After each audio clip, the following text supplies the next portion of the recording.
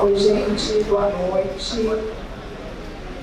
Então, agora nós podemos dar início à nossa mesa de debate sobre democracia e autoritarismo. Eu queria antes dar um pequeno recado, que vocês devem estar notando que tínhamos 3 professores, né? O professor Valdomiro Silva Filho, da Universidade Federal da Bahia, teve um problema de saúde, ele está bem agora, mas ele não pôde viajar. E ele só queria mencionar que ele pede desculpas ao público, aos colegas, e comentou que esse convite que a gente fez para essa mesa foi um dos mais importantes que ele recebeu na vida dele. Eu queria deixar registrado isso, que ele, enfim, está sentido por não poder estar aqui. Mas a gente vai aproveitar e estender o debate no tempo que seria o tempo de fala do Valdomiro. Então, valorizando um debate democrático sobre a democracia, né, vamos aumentar o tempo de debate. Bom, eu vou apresentar os nossos convidados antes de passar a palavra. A professora, bom, eu sou a Tessa, né? Eu sou professora da USP e membro da diretoria atual da PROF, e vou então fazer essa mediação aqui. Na mesa com a professora Helena S. dos Reis, aqui da Federal de Goiás. A professora Helena, ela defendeu o doutorado na USP em 2002, também meu professor Milton Meira, com o tema A Liberdade do Cidadão, uma análise do pensamento ético-político de Alex de Tocqueville. Ela fez pós-doutorado na Universidade de Coimbra. Ela é organizadora do livro Democracia e Misérias, que traz uma tradução de Tocqueville e vários artigos de discussão. Ela é coordenadora do programa interdisciplinar aqui da Universidade Federal de Goiás de Direitos Humanos, né? Ela então, fez o mestrado e doutorado desse programa e é autora de diversos artigos sobre política, como, por exemplo, Dignidade, Condição Humana Compartilhada, de 2020, Pensar a Democracia em Companhia de Rousseau e Tocqueville, de 2019, Direitos Humanos em Reconstrução, Dever Ético para com o Outro, de 2019, A Educação em Direitos Humanos como Ferramenta de Consolidação e Expressão dos Direitos Humanos, de 2018, Rousseau, um Democrata Radical, de 2018, para citar apenas alguns títulos. Eu vou apresentar também o outro convidado da mesa, o professor Newton Pinotto, que é professor titular aposentado de Filosofia da Universidade Federal de Minas Gerais, é pesquisador do CNPq, defendeu tese de doutorado sobre Maquiavel, em 1989, sob a orientação de Claude Lefort, Paris, e publicou diversos livros, como, por exemplo, Linguagem da Destruição, de 2021, junto com Eloise Starling e Miguel Lago. Na página da UNPOF, inclusive, nós fizemos um podcast sobre esse livro, eu como debatedora e os 3 autores, sugiro que vocês assistam. Também autor de Golpe de Estado, História de uma Ideia, de 2021. Também O Brasil à Procura da Democracia, de 2020. O Tirano e a Cidade, de 2020, é uma reedição, né? De livro de 1998. Matizes do Republicanismo, de 2014. As Aventuras da Virtude, de 2010. Republicanismo e Realismo, um perfil de Francesco Guicciardini, de 2006, só para citar alguns títulos. É uma grande alegria a gente estar aqui nesse 19º encontro da UNPOF. Eu queria agradecer a organização da UNPOF, da qual faz parte, né? Mas, enfim, todos esses monitores, e em especial, vou nomear o professor Adriano Correia, aqui da Federal de Goiás, que tem nos ajudado bastante. e também o pessoal que vai estar aqui com a gente. Então, a Débora e a Ana Cláudia, que vão estar fazendo a tradução simultânea em Libras, e as nossas monitoras que estão ali atrás, qualquer coisa vocês chamam ela, a Vitória e a Beatriz. Então, muito obrigada, um bom debate para a gente, e eu passo a palavra para a professora Helena.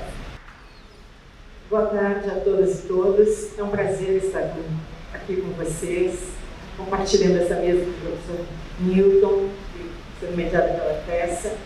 Agradeço muito o convite da POC, de fato é um convite bastante honroso, então eu me sinto muito alegre, muito bem disposta a essa discussão, que infelizmente é terrível porque nos toca diretamente. Essa mesa tem como tema democracia e autoritarismo. Dentro desse tema, eu quero apresentar uma ideia que está diretamente ligada ao pensamento de Tocqueville, que é o surgimento de uma nova forma de autoritarismo ligada aos espaços democráticos.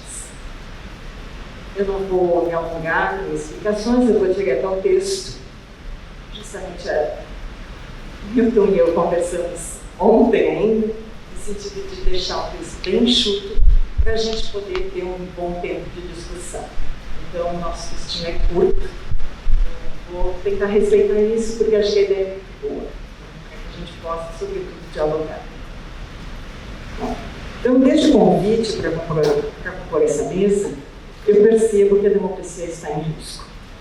Passado 4 anos desde a última eleição presidencial, podemos observar ao longo deste tempo o esforço de apropriação das instituições do Estado, do espaço público plural, por uma posição unívoca e excludente que busca sua preponderância. Infelizmente, o atual governo, assim como diversos outros mundo afora, nutriu-se e estimulou a desconfiança das pessoas em relação à capacidade de a democracia enfrentar graves problemas do nosso tempo.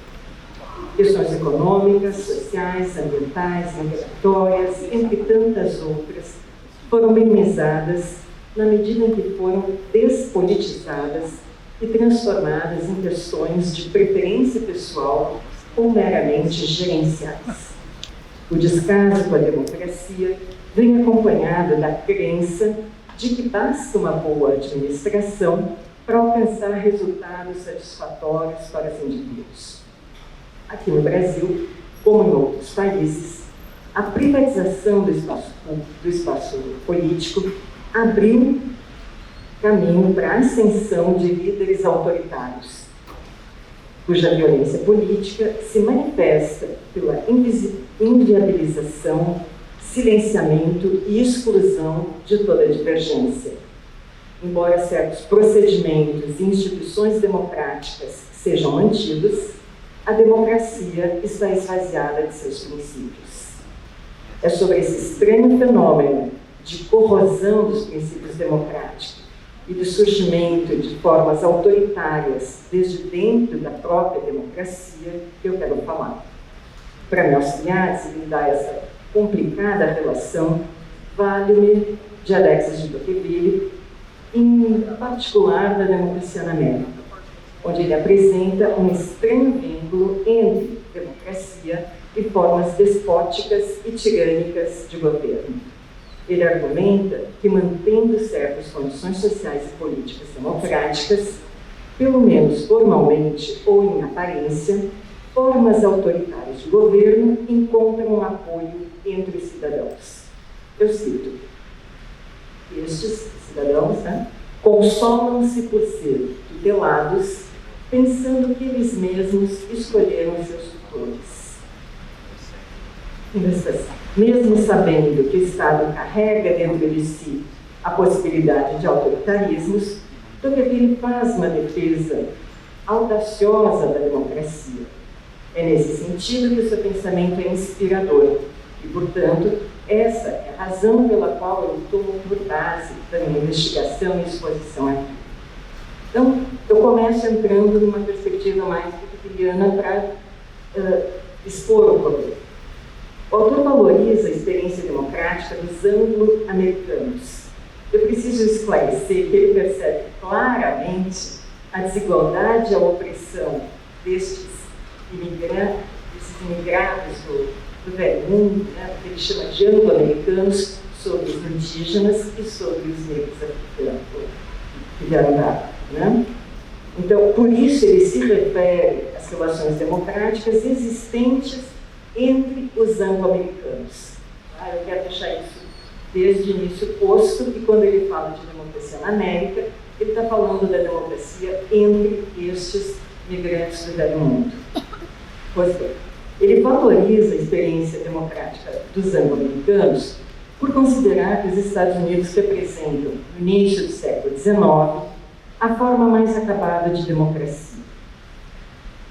E, portanto, ele diz que lá se pode apreciar o dogma da soberania do povo no seu justo valor. Eu grifo essa expressão, justo valor, que não é casual. Com ela, o Tocqueville afirma a relação intrínseca entre o âmbito social e o âmbito político, mas adverte que a democracia se presta, eu cito, quase tão facilmente à soberania do povo quanto ao poder absoluto de um só. Fim da citação. Embora admita que, em um ponto extremo ideal, liberdade e igualdade se entrelaçam, onde todos os cidadãos são igualmente partícipes das decisões e das ações políticas, impedindo que alguém sinta-se diferente e propenso ao domínio. Entretanto, por outro lado, ele insiste que existem, e eu cito mais uma vez, 1000 outras formas de democracia, dessa relação entre liberdade e igualdade, que, sem ser tão perfeitas, não são menos caras a tais povos. Pois bem, fim da citação. Tocqueville não é um idealista. Esse ponto extremo para o qual tendem os povos democráticos não ocupa o seu pensamento. Ele se dedica à investigação das tensões existentes que dificultam a realização das democracias. Se no primeiro tomo de A Democracia na América argumenta que o vir a ser da igualdade de condições escapa à determinação humana, como se as mudanças sociais fossem implementadas pela própria providência divina, as viagens que ele empreende à Inglaterra e Irlanda e as suas vivências como deputado na França o fazem mudar o tom. Mantém-se fiel à sua concepção inicial de que as condições sociais são o fato gerador de tudo ou mais, mas suas novas experiências amadureceram explicações para a série de desarranjos no tecido social que repercutem no espaço político. A igualdade de condições existente entre os anglo-americanos, que transparecia imediatamente na participação e nas decisões nas comunas, não é encontrada na relação destes anglo-americanos nem com os povos originários do continente, nem com os negros escravizados. Semelhante harmonia entre os princípios de igualdade e de liberdade democráticas também não são encontrados no velho mundo, que está dilacerado pela ruptura com a velha aristocracia opressora e pelo surgimento de uma nova desigualdade alicerçada exclusivamente no dinheiro, pela imensa miséria que se espalha entre os trabalhadores rurais e urbanos com o início da industrialização e da mecanização do campo. Entretanto, isso é o que nos chama a atenção, isso é o que chama a atenção de Tocqueville, essas condições sociais não impedem que o povo seja nomeado de soberano, permitindo que se considere democracia formas muito distantes daquele ponto extremo ideal. O que Tocqueville parece notar é que as democracias nascentes do século XIX comportam uma ambiguidade. Por um lado, se estabelece uma igualdade, uma liberdade formais entre as pessoas, que rompe com as cadeias hierárquicas do antigo regime e as formas independentes em relação a todo o senhorio. Cada pessoa passa a ser compreendida como um ser singular, que deve receber a proteção das instituições do Estado. Cada pessoa passa a ser compreendida como um ser singular, que deve receber a proteção do Estado. As declarações de independência americana, a Declaração de Direitos do Homem e do Cidadão francesa expressam essa condição. Por outro lado, entretanto, o alcance performático dessas declarações é bastante pequeno. A afirmação contida na declaração não encontra, no âmbito das relações sociais e políticas, uma ampla aceitação e realização. A independência dos indivíduos, que asseguram a singularidade de cada pessoa, permite o surgimento de um sentimento novo, que Tocqueville chama de individualismo, o qual habitua cada pessoa a priorizar os seus próprios interesses. A ambiguidade que a democracia comporta transparece nessa relação tensa de convivência entre pessoas singulares e independentes no espaço público. E tanto mais tensas são as relações, quanto mais profundas são as desigualdades, pois nada em comum os vincula e dificilmente forma-se a ideia de compromissos mútuos. Mesmo entre os anglo-americanos que desfrutam de relativo equilíbrio entre igualdade e liberdade, no capítulo, o nome do capítulo é Como a Aristocracia Poderia Nascer da Indústria, que é o capítulo 20, no segundo tomo, na segunda parte da Democracia na América. Nesse capítulo, Tocqueville observa que a divisão de trabalho na indústria produz não só objetos, mas também duas classes antagônicas.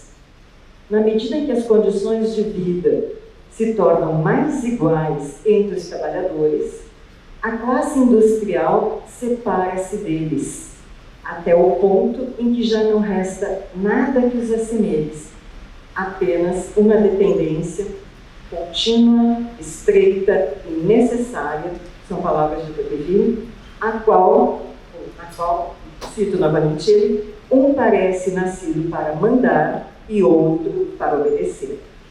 Da citação. Se todos são legalmente cidadãos, as condições econômicas reais reestabeleceram a hierarquia social e política, encarregando-se, mais uma vez, de promover a desigualdade e a opressão entre os cidadãos. Nessas democracias nascentes do século XIX, a riqueza tornou-se condição indispensável para as pessoas acessarem qualquer direito civil. Esse é o fato brutal que Tocqueville observa nas suas viagens à Inglaterra e Irlanda. Ele diz que se os cargos e posições e direitos não são impedidos, eles agora são comprados. E o acesso a compra desses cargos é sempre muito onerosa. É preciso pagar pelos estudos, é preciso pagar para fazer campanha política, é preciso pagar advogados, é preciso pagar fiança. Portanto, os direitos não estão assegurados, eles precisam ser comprados. E ele conclui, e agora eu não cito, os ingleses deixaram aos pobres apenas dois direitos: o de ser submetido à mesma legislação do que os ricos e de igualar-se a eles adquirindo riqueza igual. Entretanto, esses dois direitos são mais aparentes do que reais, pois é o rico que faz as leis e que cria em seu proveito e de seus filhos os principais meios de adquirir a riqueza. Fim da citação. O problema que ele detecta o que ele vai chamar de paixão de classe média, quer dizer, essa paixão pelo bem-estar material, pela riqueza, né? Não decorre de seus excessos, mas do fato de absorver completamente as pessoas na procura de prazeres permitidos. Pois ele afirma que esse materialismo honesto, essa essa é uma expressão dele, não chega a corromper as almas, mas as torna apáticas. E completa dizendo que é pior ainda quando o gosto pelos prazeres materiais se desenvolve mais rápido do que as luzes e que os hábitos de liberdade. Pois, neste caso, ocupados com o que consideram os interesses sérios da vida, a participação política lhes parece um contratempo desagradável. O problema não é o gosto pelo bem-estar material, mas reduzir a vida individual e coletiva à busca e à administração destes bens, rompendo com a noção de compromissos mútuos. A degradação da democracia é consequência da corrosão do tecido social e político em vista do esvaziamento do espaço público, que torna inviável não apenas o ponto extremo, mas qualquer democracia que se constitua como um espaço plural e participativo. Eu vou agora tentar caracterizar um pouco esse autoritarismo sui generis que nós estamos, que o Tocqueville percebe. Quase com assombro, Tocqueville compreende que formas autoritárias de governo enraizam-se em condições sociais e políticas próprias da democracia e percebe que essas novas formas de tirania ou despotismo de origem democrática diferem radicalmente de qualquer forma despótica ou tirânica conhecida no passado. Eu cito: penso que o tipo de opressão pela qual os povos democráticos são ameaçados não parece, em absoluto, com o que precedeu no mundo. Nossos contemporâneos não poderiam encontrar a imagem dela nos seus soberanos. Fim da citação. Por essa razão, reclama que as palavras despotismo e tirania já não são adequadas para caracterizar o autoritarismo oriundo das democracias. Considera que a falta de uma nova palavra para nomear impõe a tarefa de compreender o fenômeno. E é nesse sentido que ele procura imaginar sobre quais traços o novo despotismo poderia ser produzido no mundo. Apenas no final do segundo tomo de A Democracia na América, passados 5 anos da sua viagem à América, e depois das suas viagens à Inglaterra e Irlanda, e depois de se enfronhar mais na política francesa, ele arrisca compreender os traços dessa espécie de despotismo. Ele diz: seria mais amplo e mais brando, degradaria os homens sem atormentá-los. Um pouquinho adiante ele acrescenta: vejo uma multidão de homens semelhantes e iguais que sem descanso se voltam sobre si mesmos, à procura de pequenos e vulgares prazeres, com os quais enchem a alma. Acima destes, eleva-se um poder imenso e tutelar que se encarrega sozinho de garantir seu prazer e velar sobre sua sorte. É absoluto, minucioso, regular, previdente e brando.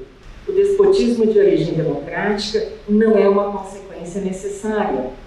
Lembro que a democracia nascente nos Estados Unidos surpreendeu positivamente Tocqueville. Ele entende que os anglo-americanos combateram o isolamento e o individualismo por meio da liberdade, desenvolvendo um Estado social e politicamente plural e participativo.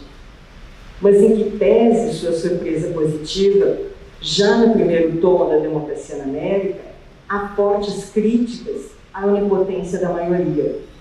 E no segundo, observa outra forma de governo autoritário, também de origem, que também tem origem na configuração social e política, que é o que ele vai chamar, a partir do individualismo, que supõe um certo enclausuramento do indivíduo no seu próprio mundinho privado e faz com que as pessoas se sintam autossuficientes e descomprometidas em relação aos demais. E ele mostra, nesse apequenamento do cidadão, como se abre o espaço para a elevação de um poder imenso e tutelar, aquele que degrada sem atormentar. Então ele diz, sem a sabedoria dos legisladores, sem a participação popular, em condições sociais, econômicas, políticas muito diferentes, ele observa formas autoritárias na França. E naquela França, que poucos anos antes havia proclamado a soberania do povo e declarado os direitos do homem e do cidadão. Diferente dos Estados Unidos, é claro, a França tinha uma história larga, marcada pelo antigo regime. Então ele diz que os ódios, os ressentimentos que ficam dessa derrocada do antigo regime, esses ódios e ressentimentos entre os senhores e os antigos servos, foram tornados agora livres e iguais, não são facilmente superados. O autoritarismo não vai surgir por uma imposição de um poder externo e extremo, mas pela redução da vida e das relações ao âmbito destes indivíduos. E é nesse sentido que os autoritarismos de origem democrática não têm paralelo com as tiranias e os despotismos do passado. O esvaziamento do espaço de ação conjunta e de compromissos políticos que transformam a política em mera gerência de interesses individuais pavimentam o caminho para o surgimento deste poder autoritário.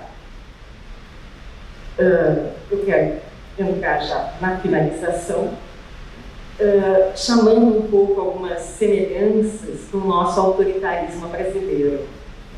Claro, resguardar as particularidades próprias das circunstâncias sociais e políticas lá no século XIX, no início do século XIX, mas de modo semelhante.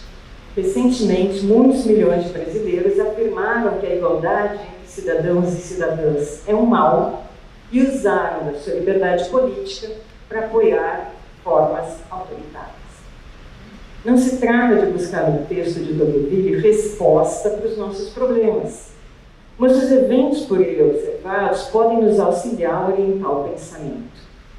Admitindo então com Tocqueville que as condições sociais são o fato gerador de tudo mais, a corrosão democrática está diretamente ligada à privatização da vida, à priorização de interesses próprios, à busca insaciável de riqueza que fecha os indivíduos sobre si mesmos. A essas condições, podemos acrescentar as pautas conservadoras dos costumes, que, em nome da boa ordem do privado, entram na cena pública, reforçando a exclusão da pluralidade e do debate público. Além disso, acrescentamos as condições sociais que caracterizam o Brasil, a herança colonial e a normalização da exclusão, da pobreza, do analfabetismo, da falta de acesso, da violência, enfim, que leva ao acirramento dos ódios nas sociedades muito desiguais. Sem buscar respostas, mas seguindo o curso do seu pensamento, podemos perceber que as condições sociais brasileiras repercutem na fragilidade de políticas públicas que reforçam o poder privado. Por um lado, o espaço público se constituiu, desde as capitanias hereditárias, como um privilégio pessoal das elites. São estes que criam as leis e as instituições em benefício próprio e ainda se permitem burlar quando elas não lhes convêm. Em consequência, por outro lado, o Estado democrático de direito nunca chegou propriamente às periferias. Para grande parte da população que está à margem, pouca diferença faz se o governo promove ou não políticas. Quanto aos regimes multipartidários, Aron diz que eles se fundam numa autoridade exercida, diz ele, segundo as regras constitucionais, com todos os cidadãos participando da concorrência eleitoral que se desenvolve de forma equitativa. Bom, acho que todos nós estamos reconhecendo aqui, né, uma definição bastante conhecida da democracia liberal, presente em um grande número de autores, como, por exemplo, em Robert Dahl, em seu conhecido livro Poliarquia. O que me interessa vir hoje com vocês é saber de que maneira os regimes descritos por Aron, ou seja, a democracia nas suas faces e o totalitarismo, se relacionam. No momento em que escrevia, Aron, nos anos 50, o liberalismo havia deixado para trás os regimes fascistas históricos, mas ainda tinha que se ver com o comunismo soviético, que mantinha, segundo ele, a contraposição viva entre marxismo e pensamento liberal. Para o pensador francês, o fato de que os regimes fascistas eram capazes de conviver com uma economia de livre mercado alterava a maneira como se devia compreender o estágio de implantação do domínio total dos partidos, aí o argumento puro, de partido único. Mas não alterava a concepção do que eram as sociedades liberais. Então, esse é um ponto que eu queria marcar, digamos assim, no meu caminho. Então, Aron vê, digamos, a possibilidade de convívio entre uma defesa do livre mercado e formas autoritárias, mas quando ele caminha no seu argumento, ele devolve o argumento para os partidos únicos, que, segundo ele, confluíam economia e falta de liberdade. Não naqueles em que a economia de mercado arrompara o seu argumento. Aron, é verdade, não partilhava a ilusão de que o que ocorrera na Europa tinha sido apenas um acidente. Regimes constitucionais pluralistas também se desfazem, seja por golpe de Estado, seja pela ascensão legal ao poder de políticos autoritários, seja pela invasão externa do país. O que importa, segundo ele, é que a democracia liberal tem vários inimigos, que todos comprometem seu futuro. Dentre eles estão, eu cito, as massas populares, que aderem a uma ideologia de classe. Pareto falando no... Como acontecera, segundo ele, nos países que haviam se tornado fascistas. Escrevendo logo depois da guerra, o pensador francês ainda tinha vivo na memória o processo de destruição da democracia por movimentos e atores extremos. Apesar de acreditar firmemente que a democracia liberal, com pendores até nesse momento do pensamento de Aron, com pendores socialistas, quando ele fala do futuro da democracia na Europa, ele põe ali algumas tintas, enfim, vagas, mas tintas de socialismo. Ele nunca achou que ele era um destino puro da Europa e do mundo ocidental, para sempre, porque ele, como um bom cético, mantinha viva a possibilidade de que a democracia poderia vir a colapsar sem que ele tenha, no entanto, avançado, porque ela poderia ser, mais uma vez, estragada, uma vez que essa fronteira democracia-totalitarismo permanece no pensamento de Aron nesse momento estanque. Por que eu estou insistindo nesse ponto? Porque esse vai ser o ponto essencial, digamos assim, nas concepções da democracia liberal que vão se tornar hegemônicas. A percepção, por exemplo, de que um país no qual as estruturas liberais são sólidas, ou, na linguagem atual, as nossas instituições estão funcionando, permanece como uma espécie de ilusão no horizonte. Olha só o que diz Stanley Penn. Stanley Penn é um grande estudioso do fascismo. Ele escreveu, inclusive, uma boa história, eu pelo menos gosto muito da história do Penn sobre o fascismo. Mas olha o que ele diz num determinado momento. Ele está ali, primeiro ele faz a história, depois ele faz uma análise das estruturas do fascismo. Olha o que ele diz num dado momento.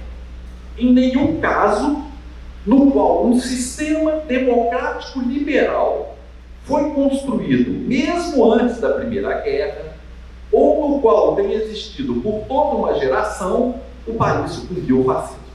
Eu sou fascinado com essa citação, porque ele é um grande especialista do fascismo. Coitado do Joly, que nasceu antes da Constituição que devia ser mantida como a Constituição da Itália, a partir de 1870. Ou seja, a geração do Joly não foi uma geração liberal, então foi o quê? Então, me chama a atenção como essa ideia pôde penetrar de maneira tão forte em alguém que conhece profundamente a história do fascismo de antes da guerra. Por isso eu comecei com os Ibsen-Hell. Os Ibsen-Hell sempre, peraí, onde é que vocês estão com a cabeça? Ficaram doidos? Né? Porque o que colapsa em 22 é com a democracia liberal. Eu estou falando da Itália. Não é outra coisa. Como o Paine me diz que se tiver uma geração de democracia liberal, ela não sucumbe ao fascismo, mas a geração do jolitismo, que era o termo que se empregava, é mais do que uma geração. Na verdade, o Joly já tinha mais de 80 anos quando, né, em 22, Mussolini faz a famosa gerada Massa sobre Roma. Assim como o fascismo havia sido derrotado, o fascismo italiano, o nazismo, em 1945, o colapso, em 1989, da antiga União Soviética, vai inaugurar o que eu chamaria da era do liberalismo total. Francis Fukuyama, né, que tem algumas intuições e alguma picaretagem, pega lá uma tese, né, que não é dele, né, muito espertamente, publica um artigo ainda em 89, no qual ele anuncia o fim da história e a vitória final do liberalismo como forma da democracia.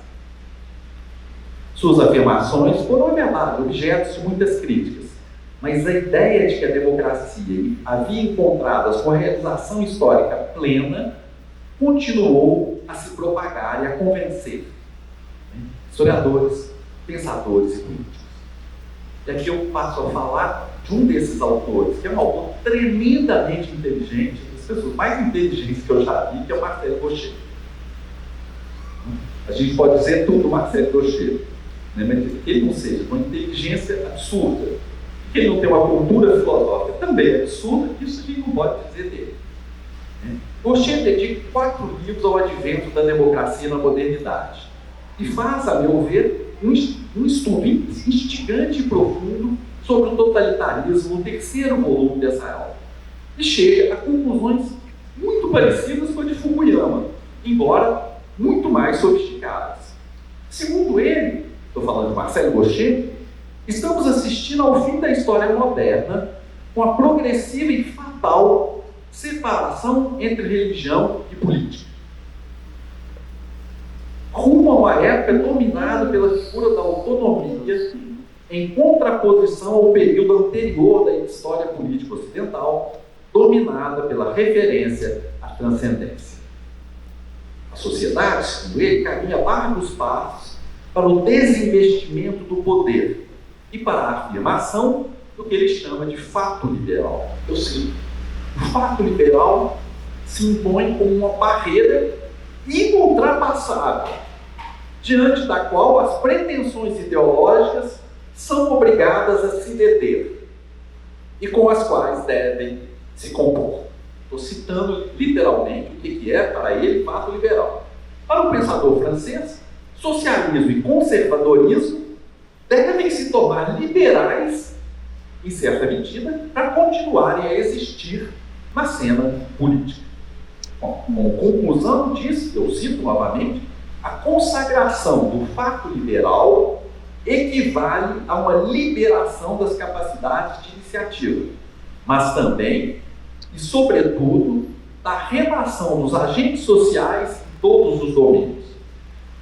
Como os regimes fascistas foram pensados por ele como religiões políticas, a suposta separação definitiva entre religião e política, em proveito da última, da política, retiraria do horizonte a ameaça totalitária.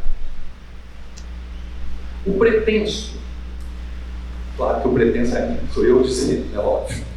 O pretenso triunfo do fato liberal nos deixa desarmados, teórica e praticamente, diante do avanço das forças de extrema-direita, que em países, inclusive o nosso, infelizmente, tomam o rosto de um novo tipo de fascismo. Abandonando a prudência de Aron quanto aos riscos da corrupção, Aron usa esse termo das democracias contemporâneas, Gauchet soube ver a importância da ascensão das correntes neoliberais a partir dos anos 70. O problema é que ele interpreta esse movimento de ascensão das correntes de pensamento neoliberais como parte de um processo de afirmação de uma nova maneira da política se relacionar com a religião. e com o nascimento de uma era de individualismo, que seria a consagração da tendência moderna de criação de direitos, tendo por sujeito prioritário o indivíduo autônomo. Com isso, o pensador francês deixou de lado a investigação dessa vertente do liberalismo, né? Convencionalmente tem se chamado de neoliberalismo, que desde a sua origem, aqui eu faço o segundo movimento, esteve profundamente ligado ao autoritarismo. Quando você banaliza a ideia do neoliberalismo como uma doutrina econômica, você esquece a história desse conceito, que não nasce nos anos 70. E com quem que eu aprendi isso? Olha, com Marcel Gauchet, ele sabe muito mais do que eu disso. No momento, portanto, do suposto fim da história moderna, o que para mim aconteceu foi a aproximação da corrente dominante do pensamento liberal com os pressupostos do neoliberalismo. Esse movimento está longe de ser anónimo. Nós não estamos vivendo plenamente no nosso país. Grégoire Chamaillou, num livro recente, mostrou que nas raízes do neoliberalismo está o pensamento autoritário de Carl Schmitt. Se é claro que várias correntes do liberalismo ao longo do século XX se opuseram aos regimes autoritários, o pensamento por um tempo marginal de autores como Hayek, von Mises e mesmo Schumpeter, lembro de um texto da Marilena, ainda nos anos 80, criticando a concepção de democracia do Schumpeter, percorreram caminhos tortuosos que vão se mostrar fecundos a partir dos anos 80 do século passado, a ponto de obnubilar outras alternativas políticas às ameaças autoritárias à democracia. Ainda nos anos 30, ao analisar o impacto das ideias de Carl Schmitt em vários pensadores da época, Hermann Heller detectou o nascimento do que ele chamou de liberalismo autoritário. O termo parece contraditório, um verdadeiro oxímoron, mas ele aponta para a continuidade entre as forças de mercado e os regimes fascistas, que até hoje ocupam a cena política mundial. O governo Bolsonaro é um exemplo da junção, à primeira vista contraditória, entre a defesa de uma economia neoliberal e um regime tendencialmente autoritário. Eu falei tendencialmente, que vocês viram que eu sou uma pessoa esperançosa. Chamaillou vai ainda mais longe. Para ele, é autoritário todo o poder, eu cito, que se afirma como sendo o único e verdadeiro autor da vontade política. O poder autoritário é sempre assimétrico. E por isso não se importa com o crescimento das desigualdades, que nós estamos vendo não apenas no nosso país, onde é um escândalo histórico, mas é uma tendência, né, dos países capitalistas centrais. Por essa razão, o pensador francês Chamaillou afirma, eu cito, que a dimensão autoritária do neoliberalismo excede a esfera do poder do Estado. Por quê? Porque desconstrói a vida democrática, precarizando o mundo do trabalho, atacando e estigmatizando os setores e grupos sociais que se opõem a seu modelo de gestão da coisa pública. Como diz ainda Chamaillou, já se apresentou o neoliberalismo como sendo uma fobia do Estado. Na verdade, ele se acomoda muito bem com o poder do Estado, inclusive com suas formas autoritárias, enquanto esse Estado permanece liberal no plano econômico. Lembre de Sorel dizendo: podem fazer tudo, diminui o Estado ao máximo, mas deixe que não mexa na economia. Daí a conclusão radical, nós, polêmica, né, do Chamaillou, no bom sentido, para provocar pensamento, que ele diz: muito se diz que o liberalismo autoritário era um oxímoron. Ele seria muito mais um pleonasmo. Bom, ao apontar para as tensões internas da concepção liberal de democracia, eu não estou sugerindo que um regime fundado numa certa maneira de conceber a política, na qual, por exemplo, a apatia da sociedade não é um problema, com a defesa irrestrita da liberdade de ação das forças de mercado, conduz necessariamente a um regime autoritário. O que me interessa é mostrar que o par democracia-autoritarismo se determina mutuamente e não pode ser pensado como dois vetores independentes.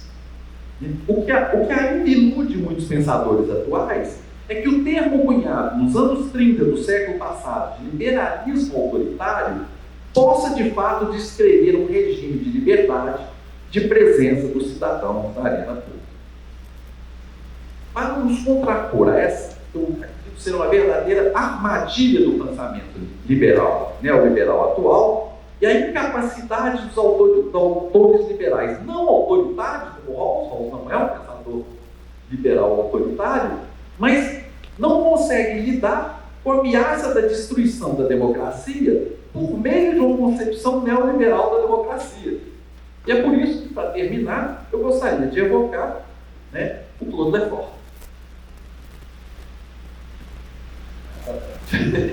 Lefort foi, ao longo da vida, um pensador da democracia, mas nunca limitou a sua forma liberal. Para ele, tanto quanto para certas correntes do socialismo, muitos pensadores liberais se limitaram a pensar o regime democrático a partir de seus fundamentos econômicos. No campo da esquerda, a forma de autosserva, determinação e última instância pelo econômico resume bem um campo de pensamento que, enxergando no Estado o executor dos interesses das classes dominantes, muitas vezes não se dá conta da necessidade de formular um conceito político da democracia. A partir da crítica à presença da economia no centro de tantas doutrinas liberais, apesar, segundo ele, Lefort, dos esforços feitos por pensadores como Benjamin Constant e Tocqueville de dotar o liberalismo de uma filosofia política, Lefort conclui que a incapacidade de pensar a dimensão fundante do político causava uma verdadeira cegueira quanto à natureza dos regimes totalitários. Depois de suas considerações iniciais, que ajudam a situar o pensamento de Lefort em seu tempo, ele apresenta uma definição da democracia que terá grande repercussão e a qual eu gostaria de submeter a vocês para que faça parte da nossa conversa. A democracia, afirma, alia esses dois princípios aparentemente contraditórios. Um, que o poder emana do povo. O outro, que esse poder não é de ninguém. Ora, ela vive dessa contradição. O lugar do poder deve aparecer vazio, mas apenas simbolicamente.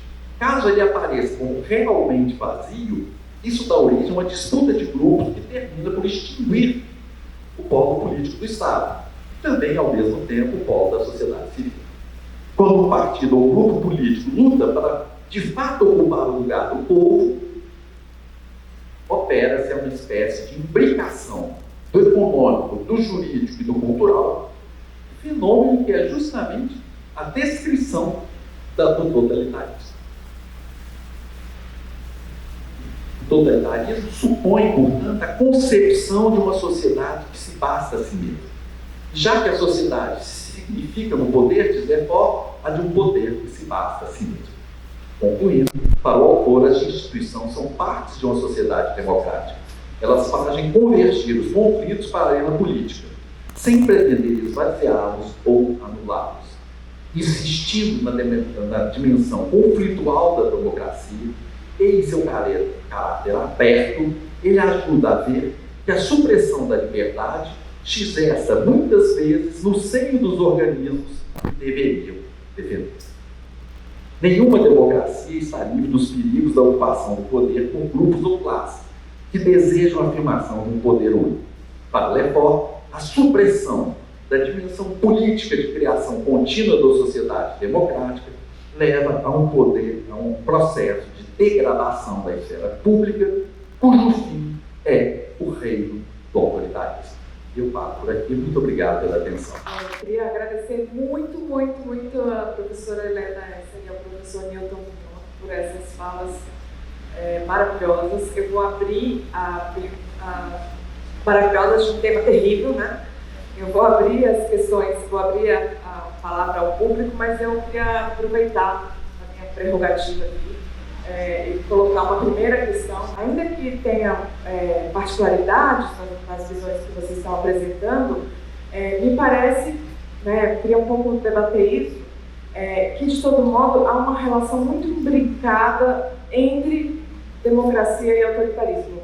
E não, o autoritarismo não pode ser visto como o oposto da democracia, mas como e pensando em Levor, né, inclusive, como um risco, né, para usar a palavra dele, como um risco constante da democracia, né?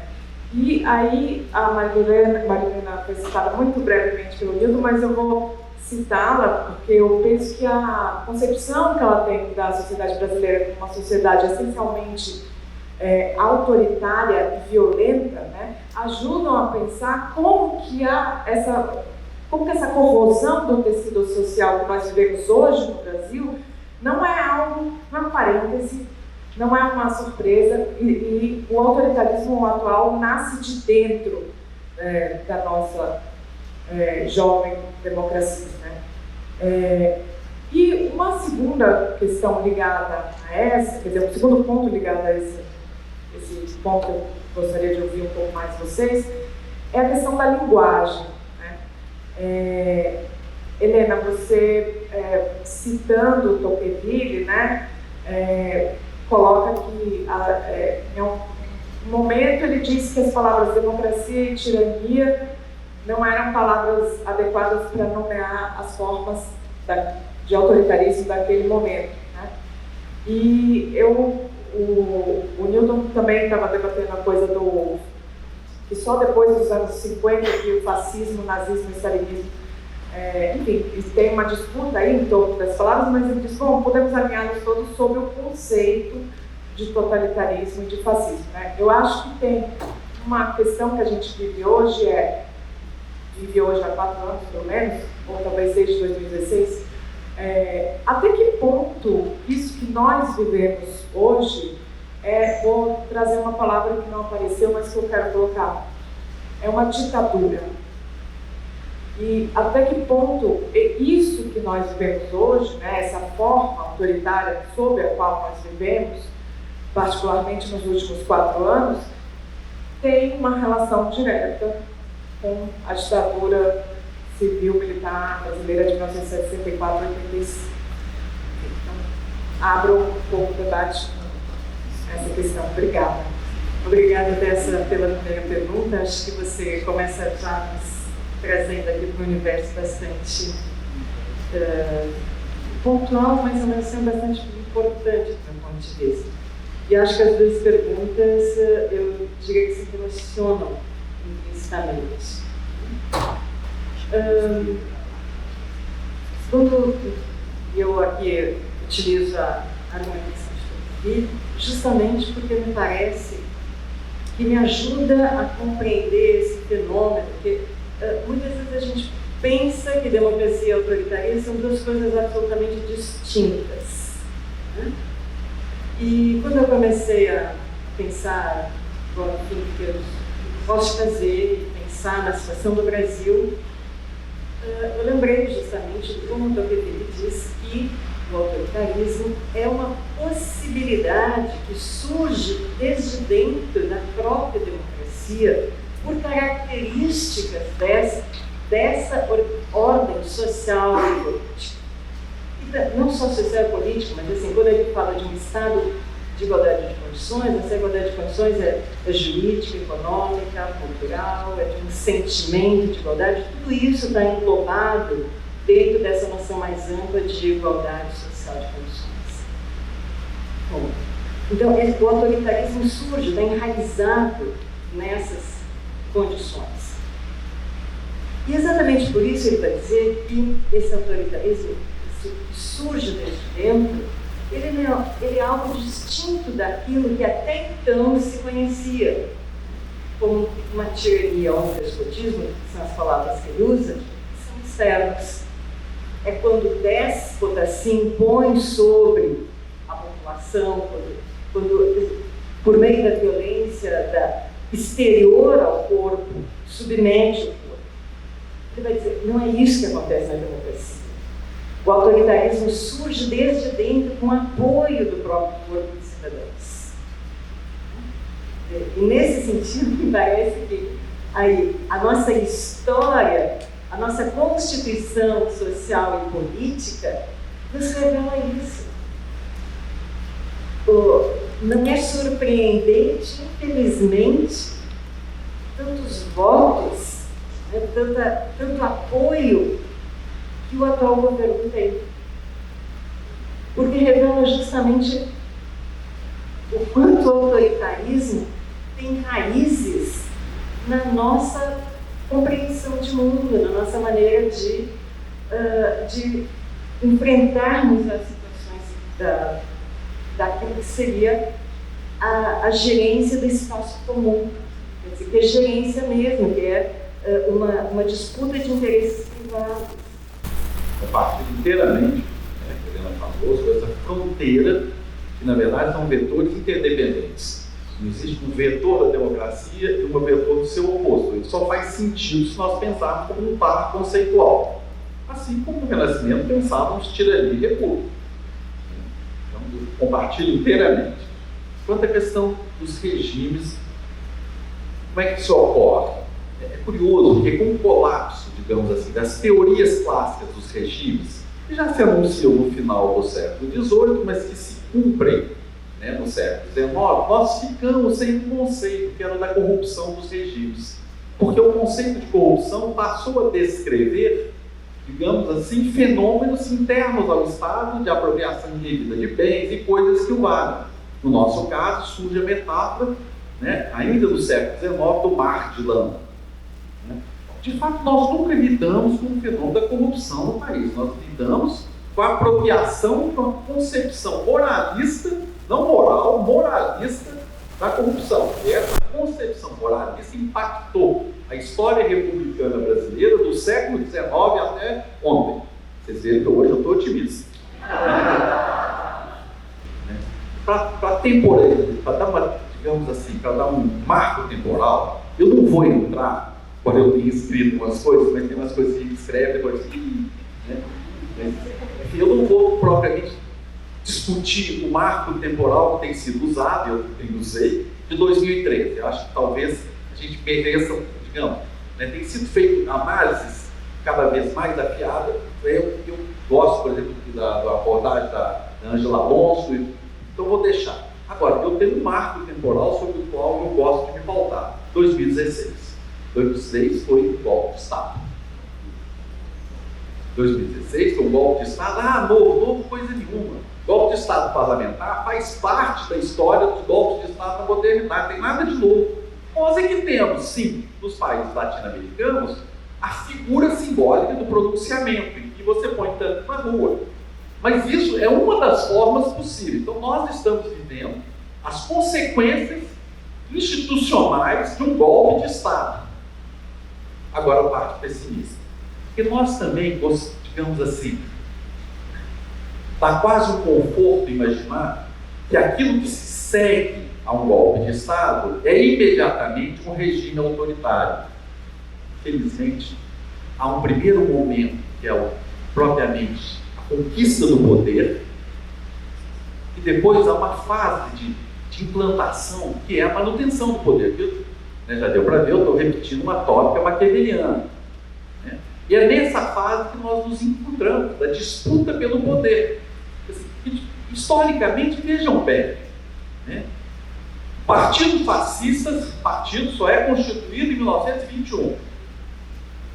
A famosa marcha sobre Roma é uma pataquada do ponto de vista militar, e só foi possível porque o exército italiano não agiu porque o rei não decretou o estado de emergência. Do ponto de vista militar, esquece essa ideia de que os fascistas tomaram Roma. Eles entraram em Roma depois que o exército permitiu e depois fizeram o que os fascistas até hoje sabem fazer, que é provocar o caos. Mas o regime mussoliniano, ele não nasce em 22 como regime. Ele só, em 24, ele quase cai com a morte do Matteotti. É a partir de 25 que ele se consolida enquanto regime, até que em 29, inclusive o Conselho Fascista 7 anos depois, é extinto toda forma de representação. É o meu lado pessimista em dizer que nós estamos, digamos, existe a possibilidade real de uma ditadura depois desses 4 anos. que eu diria, se o pior acontecer, não vou nomear, né, não dá azar, né, aí nós corremos o risco de passarmos da existência de um movimento de extrema-direita, como era o fascismo em 1922, para um regime de extrema-direita. E esse regime também não ocorre no dia seguinte, ele vai ocorrer por quê? Porque aí, finalmente, o governante autoritário terá em suas mãos o poder necessário para destruir toda a institucionalidade democrática. É o risco que nós corremos. Então, a ditadura está no horizonte. Ela está no horizonte, nós, pessoalmente, acho que nós temos que lidar com isso. É isso que está em jogo. Né? E essa ilusão de que o golpe produz um regime, não. Ele é um ponto de ruptura que tem que ser consolidado. Porque metade, aí é coisa, né? Cientista político gosta disso. Né? Metade dos golpes intentados a partir dos anos 50 até agora no mundo, metade deu errado. Porque o golpe de Estado é uma ação política. Portanto, como qualquer ação humana, pode dar certo, pode dar errado. Né? Infelizmente, eu digo, o 16 deu certo. Por quê? Porque ele corroeu a Constituição. Ele atacou o núcleo da Constituição. Né? Veja bem, qual que é mesmo o crime da presidenta Dilma? Recentemente, a justiça brasileira está dizendo a mesma coisa que você está dizendo. Eu não preciso quem te falou isso? Não sei o quê. Foi a justiça brasileira que passou sob um silêncio sepulcral da imprensa, né, que não há nenhum crime. E se nós lermos o parecer, por exemplo, do Senado, do senhor professor na mesma universidade que eu, Augusto Anastasia, o parecer é uma peça literária ridícula. Ridícula como peça jurídica. E ele é supostamente um jurista. Ou seja, é golpe de 2016, uma ambiguidade. E nós estamos vivendo a luta pela conservação desse poder autoritário ou não. É disso que nós estamos conversando. Alô?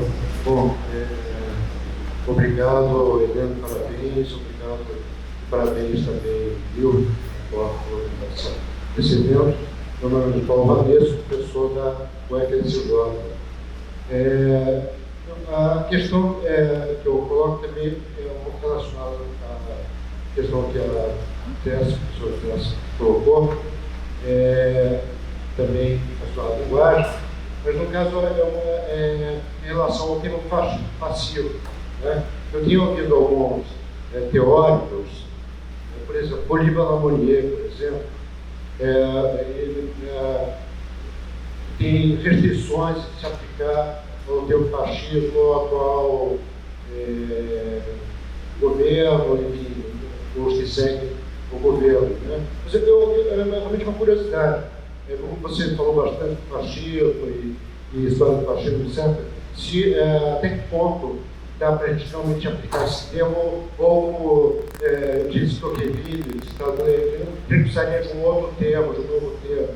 Então, uma pergunta que eu faço, no princípio, ao Nilton, você se sentir vontade de responder. Eu queria agradecer também a Raquel, sou da UNB, tentando organizar um pouquinho a minha pergunta, mas me parece que estou querendo tocar numa coisa que me parece uma convergência entre as duas falas, no sentido de uma identificação nessa caracterização tanto na fala do professor de uma certa ideia da democracia como a democracia liberal e a colocação da professora Helena da caracterização dada pelo Tocqueville dessa nascente democracia norte-americana ou entre os anglo-americanos dentro dos Estados Unidos. Né? Então, me parece que tem uma convergência aí de pensar, num certo sentido, não sei se consigo organizar por parte, mas me parece que nas colocações do Tocqueville é como se estivesse colocado de alguma maneira, ainda que nesse âmbito restrito dos anglo-americanos, uma ideia de uma democracia real, no sentido de é preciso de um conjunto de condições para o exercício da democracia, entre essas condições uma certa igualdade econômica, uma certa capacidade de tomar decisões ou de fazer com que essas decisões não sejam completamente pautadas por uma dependência econômica ou por uma série de coisas. Então, tem uma ideia de esse exercício da democracia precisa de algumas condições, né? E tem um risco, uma vez colocado, dadas essas condições, se você não cria uma ideia democrática de participação política, de essa democracia ser divertida no individualismo, e no individualismo tendencialmente autoritário, que não tem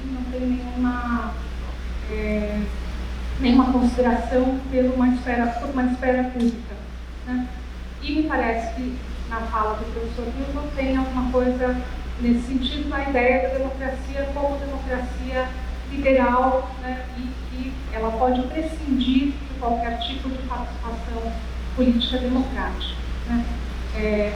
Então, me parece que tem alguma coisa aí dessas falas que, se a gente pensa na situação brasileira, ela coloca questões para esse surgimento desse momento que nós estamos, como o quanto que essa participação não democrática, na vida democrática, no certo sentido, né, essa participação individualista, né, ou que está pensando não na construção, né, de um Estado, na construção de uma sociedade, ela teria como pré-condições um certo estabelecimento de relações mínimas de participação na vida política, e que não era uma coisa característica da sociedade brasileira até um certo momento, né?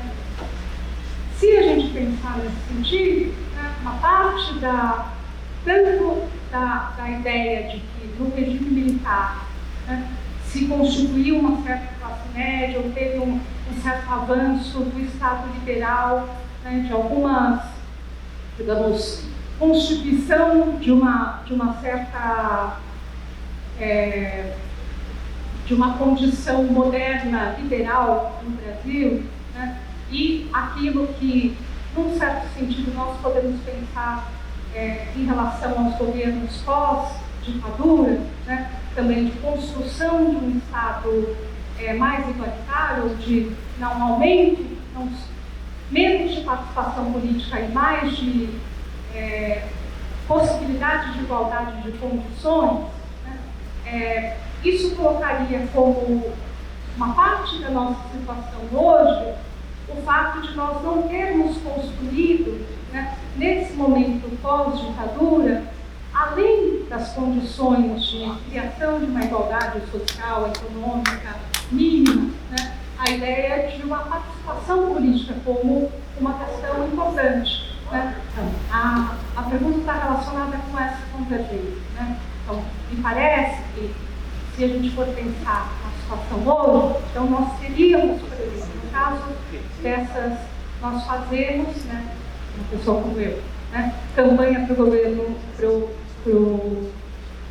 candidato Lula, né, pensando entre as conquistas do governo Lula, as conquistas econômicas, né, de sair da fome, da miséria, etc. E não colocamos como parte daquilo que, né, seria um déficit dessa política, o aumento de participação democrática.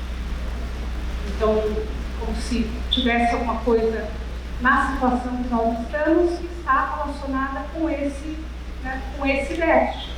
Porque ainda hoje, nessas eleições agora, né, nós estamos fazendo a defesa desse candidato pensando não na participação política ou democrática, mas no quanto se atingiu o mínimo, né, de sair da miséria, de aumentar as condições sociais. Então, é uma colocação, mas para pensar se é isso mais ou menos, se existe esse conceito nesse plano. Objetivamente, eu gostaria que a professora Helena participasse e, em relação ao questionamento aqui ao professor Milton. Se não é construção do autoritarismo, como avaliar o aparelho de Estado, por exemplo, a escola esvaziada da participação da filosofia, da sociologia em toda a parte do Brasil? Como avaliar o aparelho de Estado militar torturando em muitas cidades brasileiras? Como avaliar o judiciário que foi partícipe e, inclusive, construiu vetor dentro do judiciário brasileiro para que o trabalhador pagasse, se intimidasse para acessar a justiça? Tá? Como avaliar a questão da imprensa que praticamente se calou no processo de golpe, de afastamento da presidente? Então, só esses 4, 5 aparelhos, já me parece que ocorreu sim. A gente pode ter estancado a construção desse autoritarismo, mas ele se estabeleceu porque a gente desconstruiu o direito na sociedade brasileira. Tá? Eu sofri isso em relação à questão dos direitos e da sociedade brasileira como professor da universidade. Bolsas foram cortadas. Tá? Então, como avaliar essa questão? Sou Meister, da Universidade Federal de Tocantins, mestrando. E a pergunta é: o que fazer, tá? Dentro dessa lógica que estamos vivendo, tendo em vista que a narrativa de Deus, Pátria e Família, ela é bastante forte, entendeu? Dentro da sociedade brasileira. Aquilo que a gente viu se refletiu tanto lá na Itália, como também na Alemanha. E essa narrativa ela é utilizada no nosso país, no nosso território. E se criou um pânico moral. Pânico moral, as pessoas que têm um enfraquecimento, que é o que a professora Márcia Tiburi coloca sobre a questão do enfraquecimento, que é o que uma ignorância, né, intelectual, acaba absorvendo e respondendo, e pensando, imaginando. A gente conversa, a gente dialoga com a pessoa, e estão dizendo: não, é melhor um louco, o ditador, do que acabar, entendeu, com a minha família, do que implantar o comunismo. E então a gente observa uma narrativa bem plástica, entendeu, do fascismo. E isso manipulou muitas pessoas. E aí a gente tem o quê? Antes, o professor Jason Stanley fala como funciona o fascismo. Ele colocou: antes o fascismo se apropriava dos meios de comunicação tradicionais para implantar essa lógica. E agora não. Esse fascismo brasileiro, vindo lá dos Estados Unidos com o Steve Bannon, o assessor do Trump, que orientou aqui, ele vem se utilizando das redes sociais, se apoderou disso. E a gente ficou dormindo enquanto eles se apoderaram disso e convenceram através das suas lives aí, através das fake news. E a gente tem os algoritmos e temos também a IA, né, inteligência artificial. Tu tá às vezes argumentando lá nas redes sociais, pensando que uma pessoa está argumentando com um robô, já está totalmente arquitetado para te fazer um contraponto. E então, o que fazer para a gente construir alternativas, para a gente romper com essa ignorância dessa sociedade, dessa massa manipulada, entendeu? Dentro dessa atual conjuntura que vivemos, que às vezes aconteceu um golpe lá no Paraguai, ficamos calados, né? Aconteceu na Bolívia, ficamos calados. Em Honduras, ficamos calados. Aconteceu no Brasil, continuamos calados.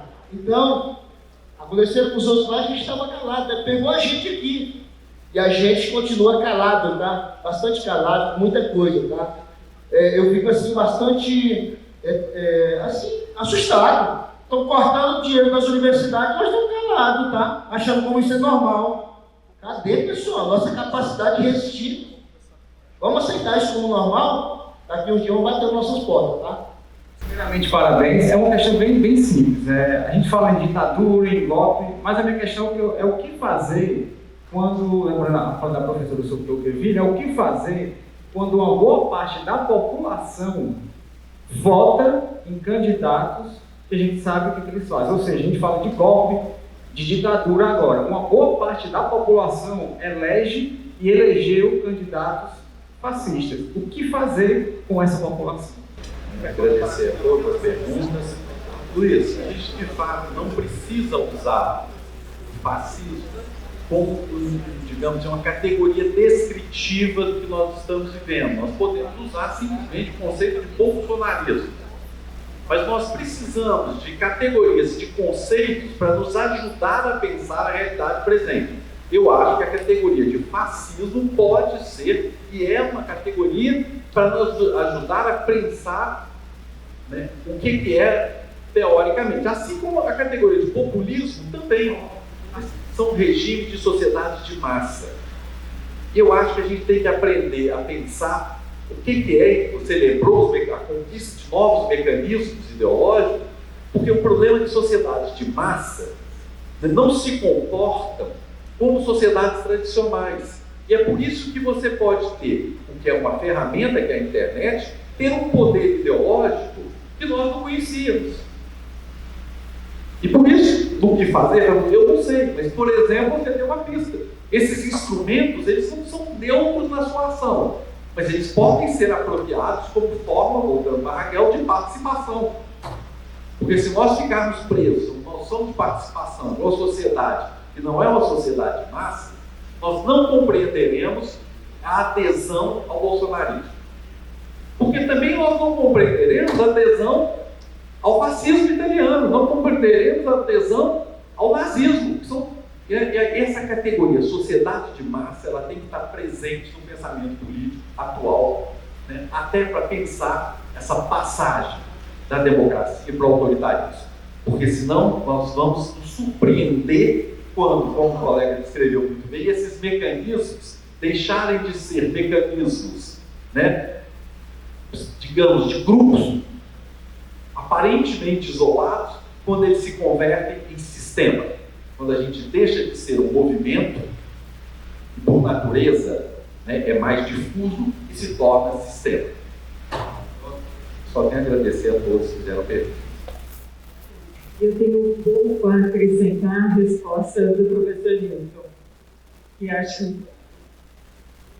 que as razões mesmo, porque ele fala muitas vezes, e segundo, porque as respostas que nos pedem são muito difíceis, não tem muito, né? Mas, tentando eu elaborar um pouco melhor, pensando assim, na participação, quando você fala de democracia, o aspecto social que eu já disse engloba nessas condições sociais de igualdade, engloba econômicas, mas também jurídicas, culturais, o próprio sentimento de pertencimento, de igualdade, né? Tudo isso faz parte dessas condições sociais que são para ele parte geral. Ora, é claro que certas condições precisam estar dadas para que a gente possa participar, mas ele não, de maneira nenhuma, ele diz, olha, quem não tem essas condições mínimas não participa. Né? Na democracia américa, ele diz, olha, a providência vai ser carregada a igualdade de condições, mas depois ele revê isso. Então, é circular. Dentro da participação política, você atua sobre as condições sociais. Então, e por isso ninguém está de fora da participação. Nesse sentido, o Tocqueville é republicano. A democracia que ele pensa é uma democracia republicana. Ele não consegue dissociar igualdade, liberdade, condições, a criação de condições de melhores condições sociais para toda a comunidade, senão por meio da ação coletiva, da participação de todos. Então, pode fazer. O que ele diz, ele fala, esparramar é essa palavra que usa, a participação política em todos os espaços sociais e políticos. Ele fala muito da importância do poder local. É ali que você motiva as pessoas para estarem juntas, para conversarem, para buscarem soluções comuns para os problemas comuns. É aí, é um espaço global que você aprende a respeitar o outro na sua singularidade, na sua peculiaridade, enquanto você indivíduo é diferente. Então, e aí eu acho que nós tivemos a nossa pequena história de democracia no Brasil. Nós tivemos muitos momentos de pessoas mesmo da capacitação. Mas, recentemente, votaram, pedido, nós não temos uma tradição de capacitação, de poder local, de incentivo. Tudo isso acaba que o esvaziamento desses espaços democráticos, como a escola, como as comunidades de bairro, como os sindicatos, né? Hoje a gente já tem mesmo as organizações estudantis, são muito esvaziadas. Eu não percebo a importância disso. Então, isso é muito fácil. Então, tem que ser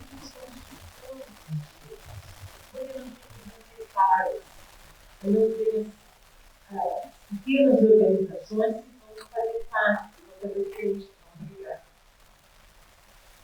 com e com isso, a adesão ao recurso seguinte, eu digo, não surpreende, porque não surpreende a uma grande parte da brasileira, justamente porque ele percebe a importância da participação, percebe não é que o outro seja meramente um louco. Há uma certa identificação aos valores.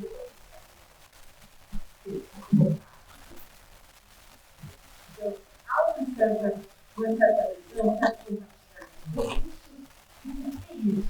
É porque nós não estejamos lá presentes no espaço social mais quente, mais dinâmico, é tentar contrapor. E não temos outros poderes locais que façam isso. Porque desde a nossa origem, sabe, a elite tem toma o poder, assim como o poder do Estado. E a população vai ser deixada de ser impedida, deixada. Então, se a gente pode fazer coisa para o meu desespero pessoal, eu acho que a gente tem que falar publicamente, a gente tem que ter partes cotidianas da vida das pessoas e tentar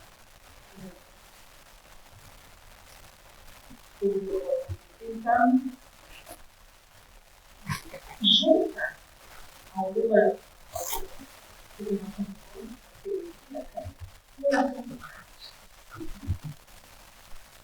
acho que eu tenho pensado muito nesses dias, eu estou colocando assim, eu acho que